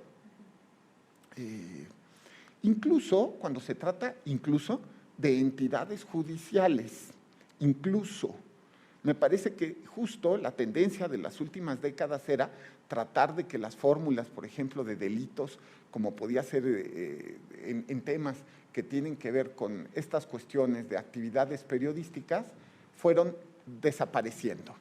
Ahora, la cooperación entre plataformas y redes para verificar me parece que resulta indispensable. pero no es leyes y censura. No, de eso estoy convencido. No podemos confiar en que los políticos se autorregulen, se autocontrolen. No, sería mentirnos. O sea, de verdad, yo me acuerdo mucho lo que me decía doña Alfonsina Navarro, ¿no? Que me decía que cuando ordenara algo, que no fuera contra la naturaleza de las cosas, ¿no? Hacer campañas de concientización y cívicas, pues sí, pero si se fijan, terminamos llegando al tema de Arendt. Más bien hay reductos de la verdad. Y estos que son repositorios, como los llama ella, es donde va a estar la verdad. Busquemos que al menos estas instituciones no se vean destruidas. Ahora, ¿significa que las instituciones, por ejemplo, judiciales, no deben hacer nada o deben hacer poco? A ver, la primera cuestión es, bueno, por supuesto tienen que actuar en el marco de sus competencias. Y, por ejemplo, me parece que lo que ha hecho el Tribunal Electoral es importante, ponderar ampliamente la libertad de prensa y expresión de los particulares, la línea jurídica del manto jurídico protector de la actividad periodística. Ponderar restrictivamente a los funcionarios, primero por el principio de legalidad y después, por ejemplo, por el artículo 134 de la Constitución y sus prohibiciones. Pero también nos ha demostrado, y estamos ante un tema en el cual es como competencia de gritos. Y a gritos, pues ya también nos han demostrado la realidad que nadie calla a los funcionarios. Es decir, para gritar. Entonces, ya llega un momento en el cual no importa si estás diciendo o no la verdad. Lo importante es quién grita más fuerte. Y viene el último problema que dejaría sobre la mesa, que es el cumplimiento de las sentencias. ¿De qué serviría que los jueces, por ejemplo, entren a ponderar restrictivamente las actividades de funcionarios públicos si no piensan cumplir las sentencias? Y que además esto no les traiga ningún tipo de sanción, al menos moral. En fin, si ustedes se dan cuenta, me parece que tenemos que llevar un camino en el cual se rompan las emociones negativas que tiene la política. Es decir, me parece que la política últimamente, en los últimos años, tiene más rencor, venganza, irracionalidad, y tratar de fomentar un ambiente más positivo, ¿no? En fin, dejaría también una duda sobre la mesa, si se tienen que restringir o no las redes sociales. Y esto es especialmente grave cuando pensamos que estas son redes controladas desde el extranjero. Yo pensaría, la verdad, yo soy muy liberal, yo no creo en las restricciones, no, o sea, solamente una ahí de vez en cuando y ahí no más. Pero, tendremos que tener esas dudas. En fin, yo me quedo, de verdad agradezco mucho nuevamente a los organizadores. Ha sido una gran suerte coincidir en esta mesa y tengo muchísimas dudas todavía. Y si se dan cuenta, tengo pocas respuestas. Pero yo creo que la base de todo tiene que ser, de verdad, tratar de actuar de buena fe y tratar de hacer lo correcto. Es que luego en lo más simple está lo más difícil, pero es eso. No es ganar, es hacer lo correcto. Pero bueno, en fin, muchas gracias.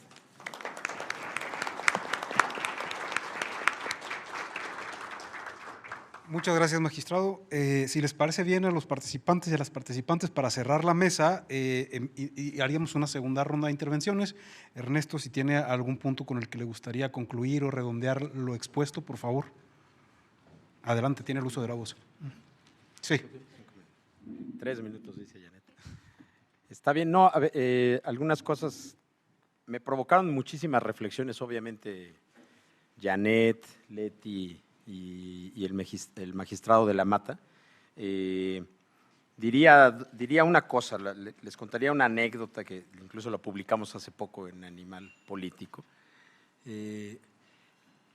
A ver, yo comencé diciendo que la mentira no es nueva en política, ahorita lo decíamos aquí en corto, Leti y yo, pues es consustancial al ser humano, a la condición humana. El humano miente por naturaleza y, digo, hay que leer cualquier libro antiguo para darse cuenta de eso, ¿no? Pero no por eso yo le quitaría el sentido de urgencia a lo que estamos viviendo. Es decir, y no pretendo contradecirlo, magistrado, pero yo no le quitaría el sentido de urgencia a lo que estamos viendo hoy. Porque hoy estamos viendo un fenómeno, creo yo, inédito. A ver, Vicente Fox mintió en 2006 para desemparejar la cancha y sacar, desde mi punto de vista, por la mala a López Obrador de la contienda, sí. El tribunal en aquel momento lo admitió en una sentencia muy polémica donde el presidente violó las condiciones de equidad, sí. El presidente y los empresarios se pusieron de acuerdo para cerrarle el paso a un candidato, sí. El gobierno, el PAN difundió mentiras con este rollo de los tabiquitos y es un peligro para México, qué sé yo, sí, pero no era determinante el resultado de la elección y entonces no se anuló. Yo, por ejemplo, no estuve de acuerdo con esa resolución, pero, en fin, así es, ¿no? Esa es la verdad jurídica al final de cuentas. No es nuevo. No es nuevo, en 2012 volvimos a ver fenómenos de mentiras, la campaña de Peña Nieto creada desde el gobierno del Estado de México para crearnos esta sensación de que ya era inevitable ese triunfo y también hubo duelos de narrativas y todo, desde luego que lo hubo. En 2018 hubo intentos por lograr que fuera determinante la mentira en el resultado electoral, desde luego que lo hubo, pero yo hoy sí quisiera dejar sobre la mesa la alerta prendida de ciertos fenómenos, porque hoy tenemos desinformadores profesionales, como hay una cosa que se llama Red Broulan, no sé si ustedes lo sabían y si no lo pueden leer en Animal Político, aprovecho para hacer el comercial, pero hay una empresa que se dedica a financiar a personas que están desinformando y son desinformadores profesionales. Y ojo, no solamente difunden mentiras, se dedican básicamente a socavar la credibilidad de medios y periodistas. ¿Por qué?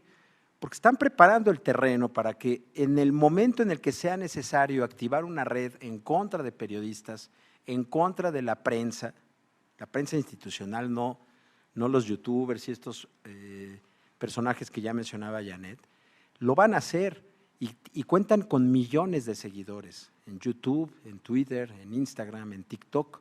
Han sido muy hábiles para crear ya mecanismos de desinformación que ya no es la inocentada de un tuit, son empresas que además están teniendo ganancias millonarias y que incluso en algunos casos puede que ni siquiera tengan afinidad ideológica con Morena, ¿eh? Está haciendo un gran negocio desinformar también. Si combinan eso con inteligencia artificial, creo que sí vale la pena preocuparnos. Efectivamente, la mentira ha sido consustancial a la política, desde luego. ¿Estamos ante el primer presidente que miente? Claro que no.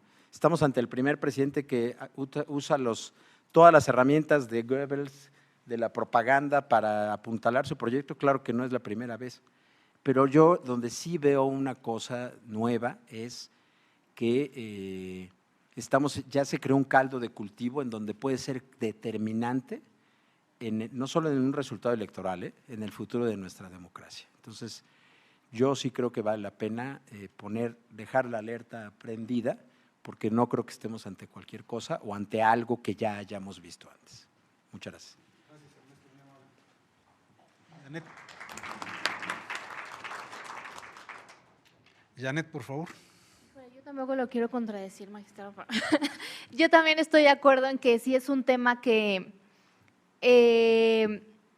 híjole, es que creo que justo eso es lo complicado, ¿no? El que estamos en un tema de libertades, no podemos terminar incrementando las sanciones, las restricciones, pues por ejemplo, incluso en la sala especializada se habla de un tema de qué tanto se puede permitir ya, por ejemplo, el tema de precampañas, ¿no? Para que no estemos encima de ese problema, mejor hay que darles más libertades porque a final de cuentas ahí los tenemos, ¿no? Y estamos invadidos de decenas de denuncias por actos anticipados de campaña que ni siquiera podemos resolver porque la ley nos dice que ahorita ni nos preocupemos en eso, pero estamos preocupados en eso.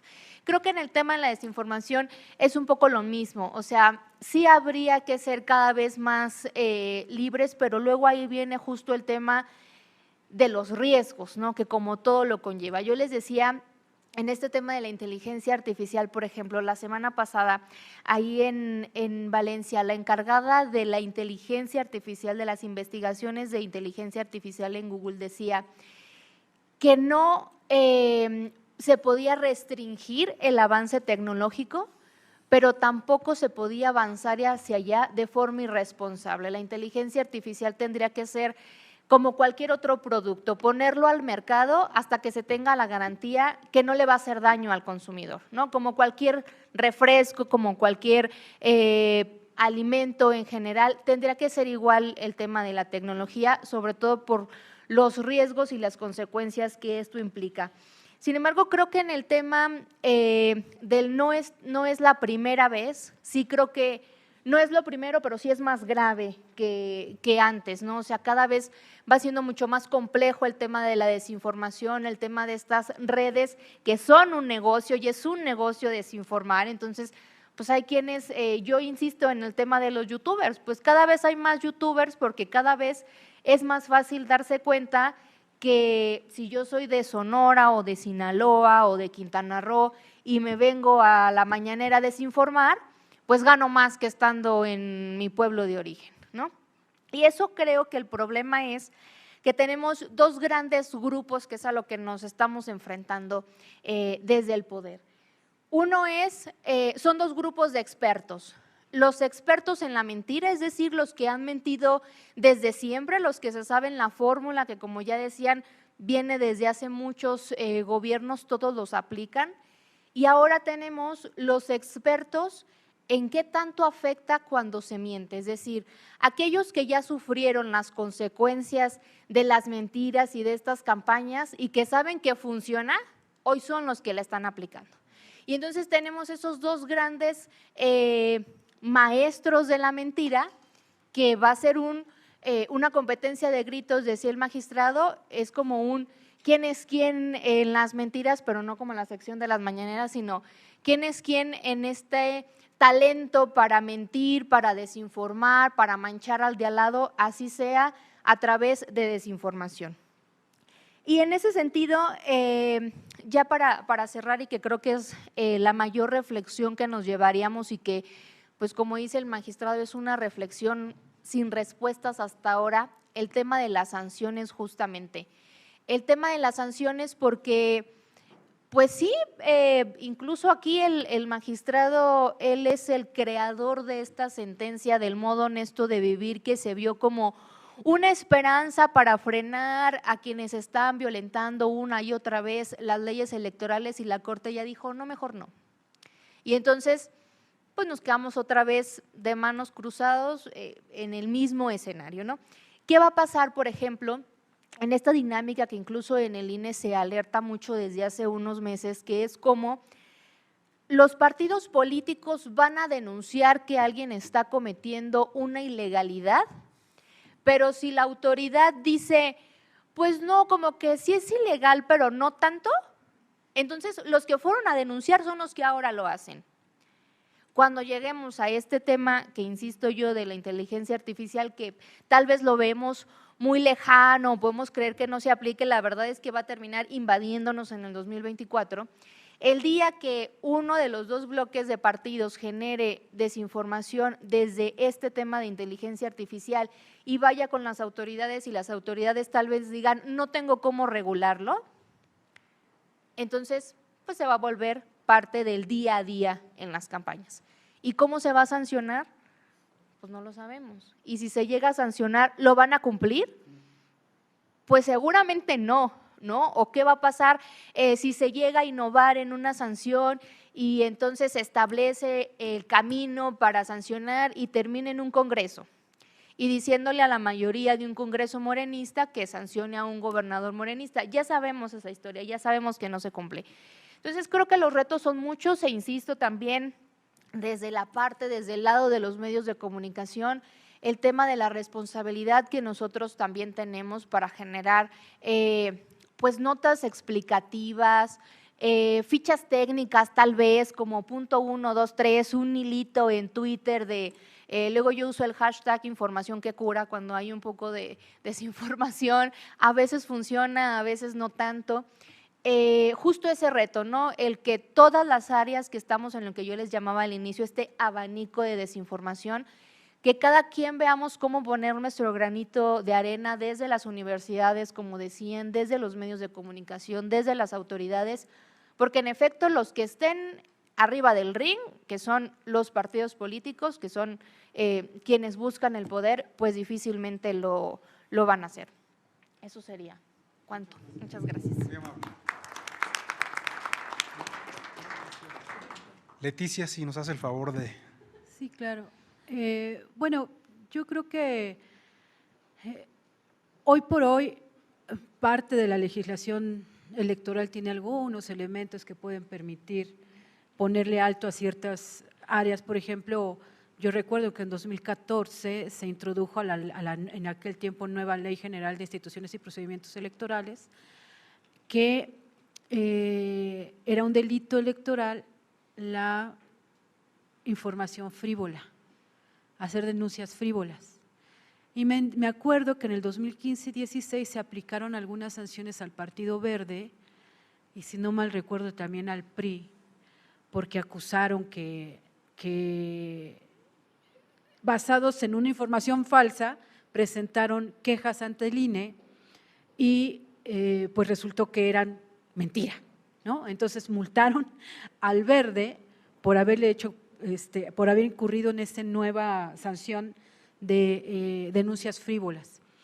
Y quizás por ahí pueda ser un recoveco que pueda ayudar, pero lo cierto es, como dice el magistrado, qué difícil es regular un ente que no tiene su sede en México, que tiene sus criterios en el extranjero, pero que también es verdad que como es un fenómeno que le afecta a todas las naciones, sí hay un consenso en la necesidad de poner ciertas restricciones, sobre todo en procesos electorales o cuando se tratan de fenómenos de protección de derechos humanos.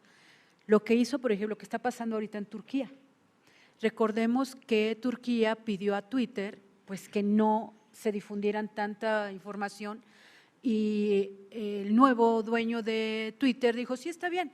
Y entonces sí, él sí aplicó, digamos, la censura. Ayer estaba viendo un debate que tenían la gente de Twitter con el de Wikipedia, que decía, a mí también me lo pidieron, pero yo no accedí a la censura. Entonces, el fenómeno no es solamente mexicano, es un fenómeno evidentemente porque somos una nación global, o sea, ya el mundo ya está interconectado por todas estas redes. Entonces, yo creo que ahora sin un tecnicismo, el derecho comparado puede ayudar a entender que de la herramienta que tenemos tanto en la Constitución como en la ley pueda servir para ir de alguna forma poniendo pues sanciones. Si no queremos decir límites, sí, sanciones. Ahora, yo lo que veo como muy complicado son sanciones penales, porque pues nuestra FEPADE está en punto muerto, no hace absolutamente nada. Nuestra Fiscalía General de la República pues también siempre voltea como para otro lado. Y sí está eso, estamos viendo una generación de políticos que juraron cumplir y hacer cumplir la Constitución y las leyes que de ella emanen y no cumplen nada, ni siquiera sus reglamentos. Entonces, lo vemos en el Senado, en la Cámara de Diputados, ahí digamos que todavía tienen cierta justificación porque tienen el fuero, pero lo estamos viendo en funcionarios de todo tipo. Hay funcionarios, no voy a decir el nombre, pero hay un funcionario que está encargado de los medios públicos y que pues se dedica en sus cuentas de redes sociales a difundir muchas mentiras. Y yo lo conozco y lo conoce Ernesto porque fue nuestro compañero periodista. Y a veces yo reflexiono, híjole, y entonces a lo mejor siempre ha sido igual y yo pensé que decía cosas ciertas y pues a lo mejor no. Entonces, porque lo hace con una maestría y una seguridad, como cuando yo cometía faltas de ortografía con un maestro en la carrera, y me decía, escribes tus faltas de ortografía con una contundencia que me haces dudar, ¿no? Entonces así este hombre, ¿no? Escribe sus falsedades con una contundencia que digo, híjole, a lo mejor sí él está bien y yo estoy mal, ¿no? Entonces creo que por ahí podría ser un camino, una veta, y sí creo, la verdad, que estamos en el umbral de un proceso electoral en donde lo que menos va a haber son buenas intenciones. O sea, créanme, y no es un asunto que yo esté inventando. Ahora sí que vean el transatlántico que tenemos enfrente. El oficialismo actual no tiene escrúpulos y está dispuesto a hacer todo lo que sea necesario. Todo. Entonces, ahí sí, yo creo que esto de vamos a darle el beneficio de la duda, no va a caber, ¿sí? Entonces, creo que ahí los retos son muy fuertes, sobre todo para las instituciones autónomas, que evidentemente van a ser golpeteadas intensamente para descarrilarlas. Como dice Ernesto, van a seguir golpeando a todos los periodistas, chayoteros, a mí me han dicho hasta el cansancio, y miren que yo nada más difundo información del Senado, pero alguna vez hasta provocaron que me cerraran la cuenta por algo que no hice, pero que dijeron que había hecho. Entonces, a mí me parece que van a estar así con lupa viendo cuentas de periodistas que digan, por ejemplo, si Janet dice, es que esto no es cierto, esto es así, y ponga la evidencia de que es así, la van a atacar más de lo que la atacan ahora. Y a Ernesto lo van a atacar más de lo que lo atacan ahora, y a mí también. O sea, a mí me han inventado que Monreal me pagan, que me tienen una nómina, y yo la verdad no veo claro, ¿no? O sea, yo sí necesito lana, ¿no?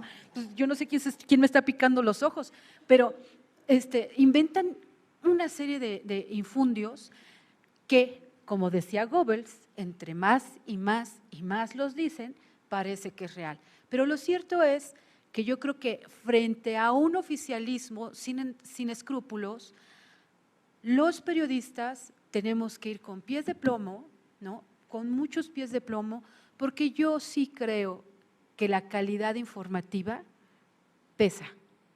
Yo sí creo que las personas que nos siguen en las redes sociales y que nos ven en nuestros medios saben diferenciar entre aquel que es un truán y aquel que es un periodista de verdad, ¿no? Entonces, yo sí creo que aquí quizás la falla sea para muchos, me incluyo, la incapacidad que tenemos para comunicarnos de manera más ágil, más sencilla, más humilde.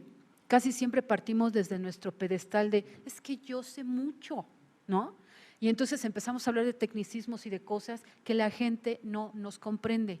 Por eso consumen más el TikTok. Y muchos a mí me dicen, métete a TikTok, y yo no. Pero quizás si me meto ahí y aprendo un lenguaje sencillo, humilde, que la gente me entienda, y con humilde quiero decir que me baje yo de mi ego, ¿no? O sea, que deje mi ego de periodista y que sé muchas cosas, que lo deje ahí a un lado en el closet y que sea yo un ser humano de pie, como dicen ahora, para poder explicar lo que yo sé y que la gente lo pueda consumir. ¿De qué les sirve a la gente que yo les recete artículos y terminajos si no lo van a entender? Pero si yo les digo, aguas, porque si tú sigues por ese camino te va a cargar el payaso, me van a entender. La pregunta va a ser, ¿por qué me va a cargar el payaso? Pues porque la estás regando aquí, aquí y allá. Y te va a venir el gobierno y te va a cortar las patas. Y me van a entender. Y no porque la gente sea tonta, no, es que es un lenguaje cotidiano, ¿sí? Sin caer en, sí, güey, pues sí, carnal. No, o sea, no necesitamos caer en eso, pero sí con un lenguaje cotidiano. Y todos ustedes que se están preparando en esta escuela tienen esa obligación. Todos ustedes tienen que también aprender a ser comunicadores y traducirle a la gente que no ha tenido la oportunidad que tienen ustedes de estudiar para acercarles las leyes, para acercarles sus derechos. Porque ¿de qué les sirve encerrarse aquí y hablarse entre ustedes como un juego de espejos? Lo importante es que todo lo que ustedes están aprendiendo se convierta en conocimiento de su familia, de los amigos de su familia, de los novios de sus hijas, de las novias de sus hijos, de sus amantes, sus amiguitas, lo que ustedes quieran, háblenles a todo mundo, porque este es el momento en que el conocimiento especializado tiene que bajarse de su Everest y pisar tierra, para que la gente que no tuvo la oportunidad que tuvimos nosotros tenga acceso a la información. Gracias. Muchas gracias, Leticia. Magistrado, si nos hace el honor de… Sí. Muchas gracias. Y yo, ahorita que oí a doña Leti, regresé a Goebbels. Ahí va. Principio de vulgarización. Toda propaganda debe ser popular, adaptando su nivel al menos inteligente de los individuos a lo que va dirigida. Cuanto más grande sea la masa a convencer, más pequeño ha de ser el esfuerzo mental a realizar. La capacidad receptiva de las masas es limitada y su comprensión escasa. Además, tiene gran facilidad para olvidar. Bueno, ahora, regresando a la temática, yo pondría esta pregunta. ¿Serán las elecciones de 2024 las elecciones de la posverdad? Esa es la pregunta que me haría. Ahora, yo vengo aquí con una cuestión que es, ¿qué sanciones puede imponer el tribunal? Bueno, como bien decía doña Janet, pues esta cuestión en torno al modo honesto de vivir, pues la verdad es que quieren mucho una solución ante una problemática real y cierta. ¿Cuál es? Seguro por un error, porque los legisladores son olvidadizos y por ninguna otra razón, no existe sanción alguna a los servidores públicos que violen la Constitución en temas electorales. Sanción alguna. Se trata de un error, pero se equivocaron, un error de buena fe, sin duda. Pero entonces, si eres servidor público, puedes violar 2,000 veces, 2 millones de veces o 20 millones de veces la Constitución en temas electorales y no pasa nada. ¿Qué es lo más que puede hacer el tribunal? Dar aviso al superior jerárquico. Pero cuando el superior jerárquico es el que está fomentando la violación constitucional, no le va a hacer nada. Dar avisos a congresos, pero cuando controlan ellos los congresos, no va a pasar nada. Y ya no digamos cuando el superior no tiene un superior jerárquico, que también pasa. Los que deberían dar ejemplo luego no lo dan. El modo honesto de vivir me parece, por eso suscribí esa sentencia, que era una fórmula de tratar de evitar que las violaciones constitucionales que estamos viendo cada día se generalizaran. Tendríamos que hacer un análisis, eso será interesante hacerlo dentro de 3 años, una cosa así. Si es que después de que la Suprema Corte, digamos a través de una contradicción de criterios, pues ahora sí que quitó este criterio, tendríamos que hacernos las preguntas si tenemos muchas más actividades, pues cómo decirlo, posiblemente o hipotéticamente irregulares por parte de servidores públicos. Habría que contarlo, ¿no? Espectaculares, bardas, apariciones, mítines, porque pues son mítines o quizá lo sean, ¿no? En fin, lo cierto es que nos queda, en relación con servidores públicos que violen la ley electoral, nos quedan muy pocas opciones. Quizá nos queda una, pero no es menor. Lo que pasa es que se nota hasta el final de todo. ¿Cuál es? La nulidad de la elección. A ver, es que pueden poner en riesgo la validez de la elección. Y quizá lo que no dio en 2006 pudiera ser que sí dé. No estoy diciendo que dé, no estoy diciendo que lo esté viendo, no estoy mucho menos diciendo que lo estoy planeando, menos que lo he platicado de manera secreta porque después llegan a que hay complots. No, a ver, estoy diciendo que como yo tengo 26 años de experiencia en la justicia electoral, este tipo de argumentos son los que se hacen valer después en las nulidades electorales. Y si en 2006 no dio, podría dar en 2024. Solo habrá que ver muchos factores, entre otros el margen del resultado. Eso también hay que decirlo. Miren, yo terminaría diciendo que de verdad tenemos que cuidar lo que Hannah Arendt llama los repositorios de la verdad, los espacios en las universidades y en el Poder Judicial, y darnos cuenta que la calidad de información que se genera en estos repositorios no es la misma que la calidad que se genera, por ejemplo, por políticos. Porque, repito, los políticos solo desean ganar una competencia, quieren más poder, etcétera.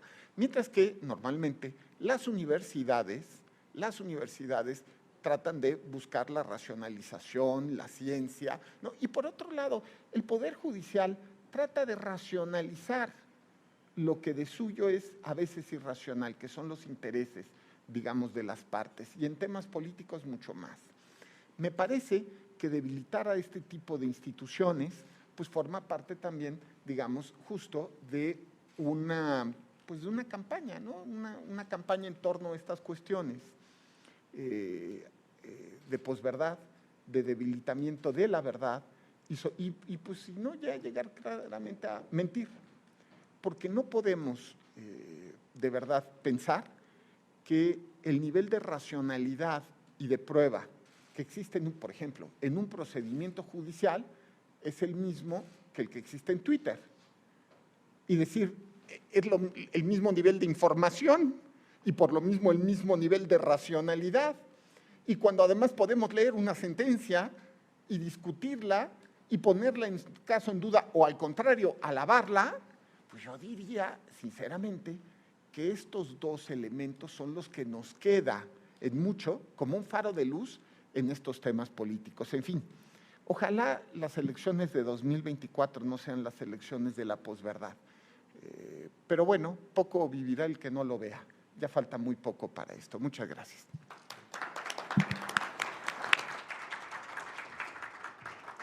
Muchísimas gracias al magistrado Felipe de la Mata Pizaña por sus ideas.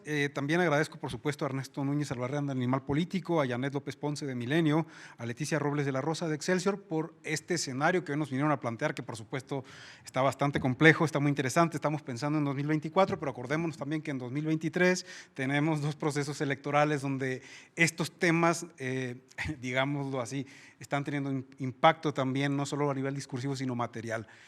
Así que para ello los invitamos también a la próxima sesión el 29 de mayo, donde justamente hablaremos sobre esta responsabilidad entre medios de comunicación, instituciones y ciudadanía para abordar casos prácticos de cómo se está tratando la desinformación desde los medios y desde las instituciones.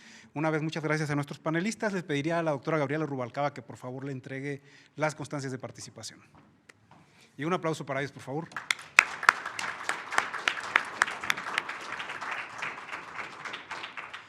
Agradecemos también a quienes nos han seguido a través de nuestras redes sociales. Muchísimas gracias por la generosidad de su atención. Nos vemos en la siguiente emisión. Gracias a todas y a todos.